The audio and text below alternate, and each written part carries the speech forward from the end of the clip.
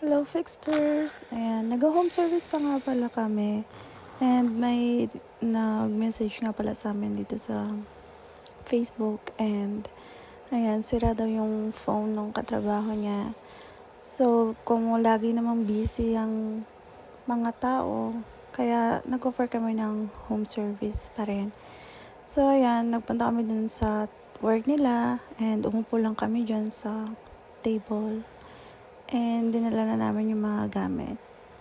Kapag naman hindi kasi hinangin, hindi kailangan ng panghinang, so pwede naman talaga kami pumunta kahit sa trabaho nyo. Ayan, para hindi na kayo maabala, di ba?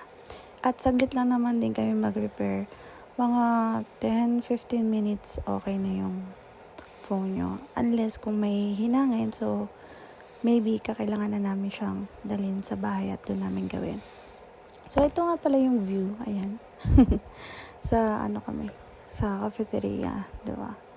Ayan. Shoutout nga pala dun sa nagpagawa. Thank you so much.